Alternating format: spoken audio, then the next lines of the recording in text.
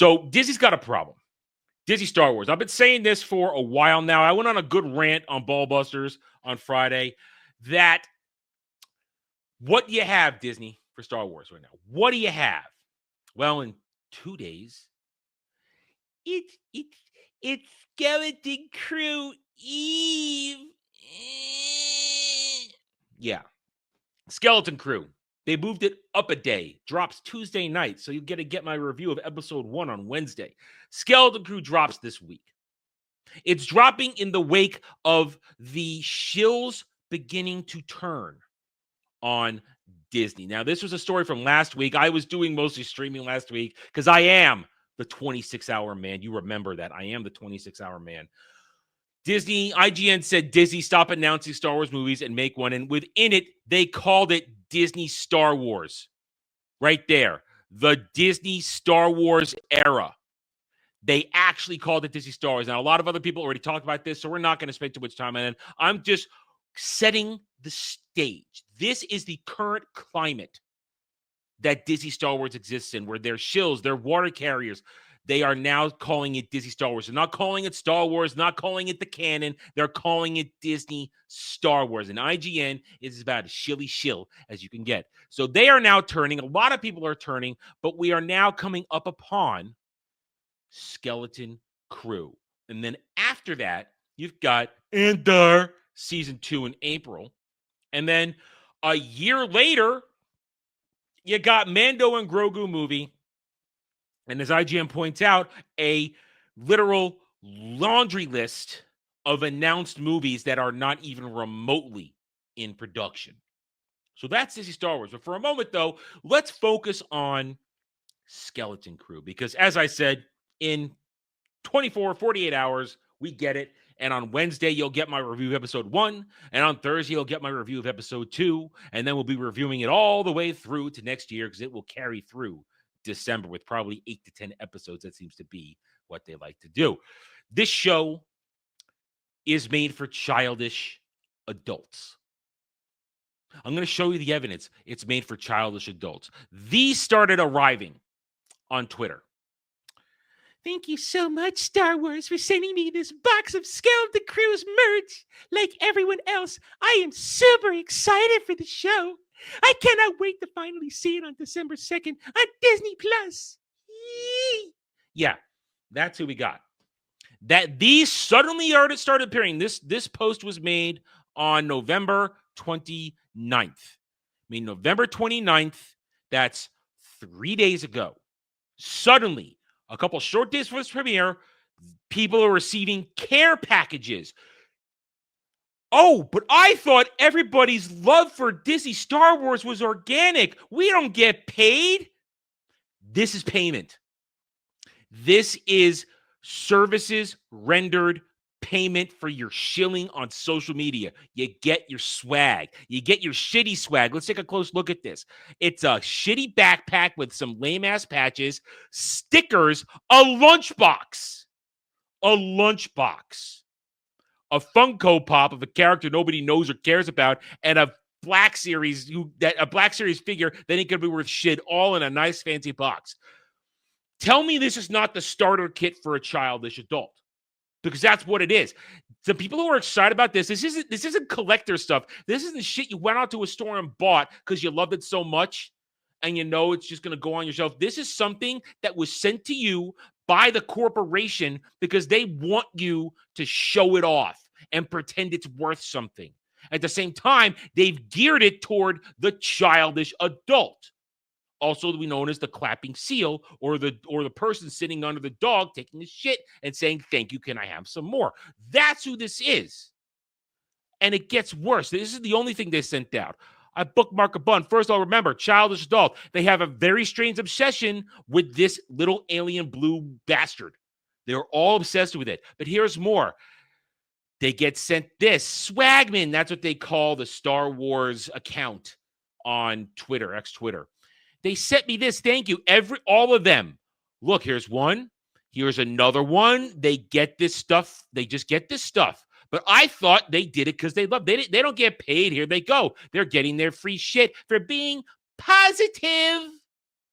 on the internet about Disney Star Wars. Here's another one. They're so happy they got it. I can't believe I got it. I'm so excited. I'm Captain Swagman. They're so cringe. Every damn one of them. Yet another one.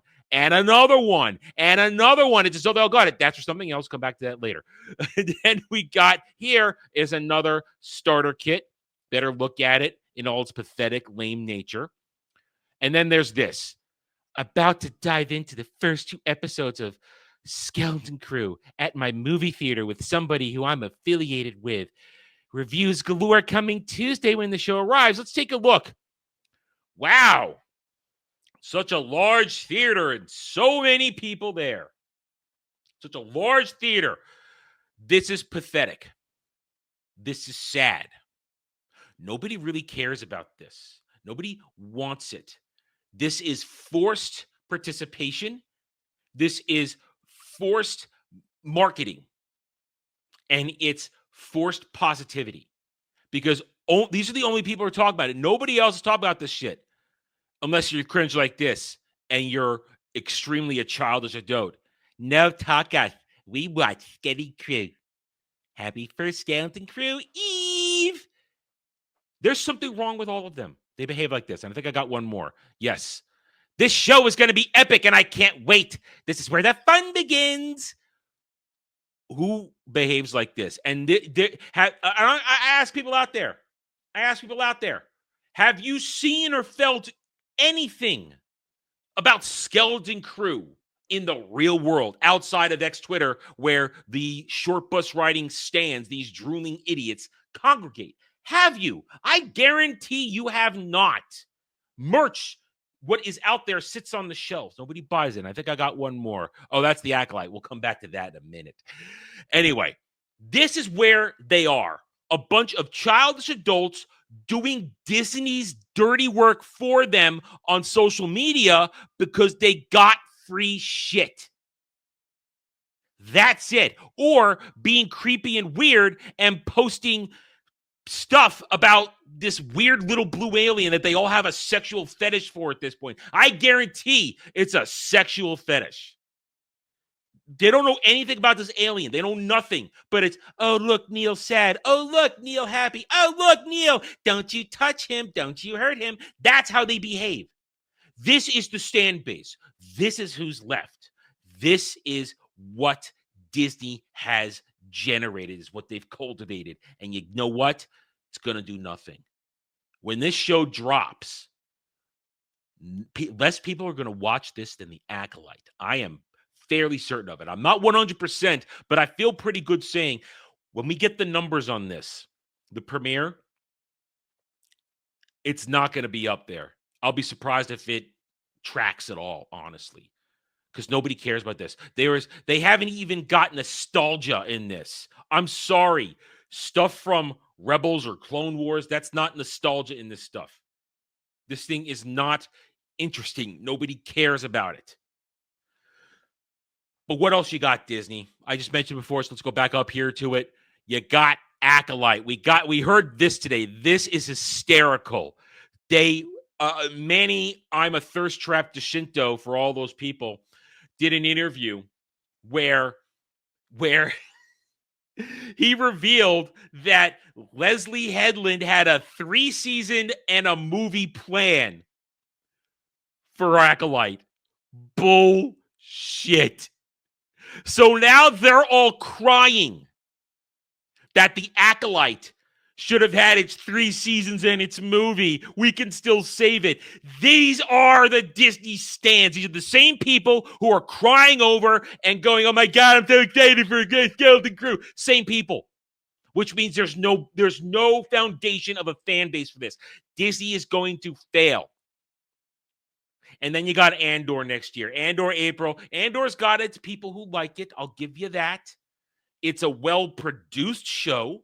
It looks nice. But you know what? It's still not Star Wars. And it's still boring as sin. And it's still locked in to a fanfic prequel-esque type of story where there's no tension. There's no nothing. We know how everybody ends up that appears in that show. There's nothing to it. It's empty. It's hollow. but it's got its fan base, and it's probably going to do moderately well. But then we end with that. From April into May, you got Andor and Boar. And what do you got after that? A big nothing going into the rest of 2025. Because you know what they got? Oh, wait, Adam. They got the High Republic. All the High Republic books that don't sell. All the comic books that don't sell. The video games. What video games? Outlaws? Failure. Total failure. No other video game coming out for Disney Star Wars in 2025. So you have a year and a half after Acolyte until Mando Grogu movie drops summer of 2026. That's it. And that is going to be a failure as well. I can say that right now with 100% honesty. Mando Grogu movie, not going to do anything. Not going to move the needle because you know what? Even the stands have abandoned Filoniverse. Other than that, we have no news on Ahsoka Season 2. They're not even in production yet. Rey movie is in limbo. It's going to happen. I still think it's going to happen, but it's in limbo. And then you got everything else announced. So that's Disney Star Wars. Show me the success. Show me the true excitement. Show me people clamoring. This right here is not clamoring. This is weirdos. These are weirdos and childish adults. Do you see us? They're a lot of them are going. It's not this one, but I've seen other posts saying it's for kids. It's made for kids. Do you see a single kid? Okay, maybe that's one, but that might be a 12 or a 13-year-old. Do you see a true single child in this picture?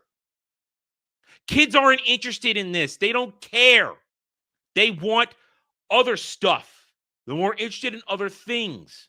They don't care about Disney Star Wars. The childish adult cares about Disney Star Wars, and they behave like creepy weirdos on the internet. Thanks for watching, everyone. If you enjoyed the video, hit that like button, subscribe to the channel, check out my gaming channel at Renaissance Nerd Arcade, and follow me on X Twitter under @TheRedNerd. Thanks again for watching. Take it easy.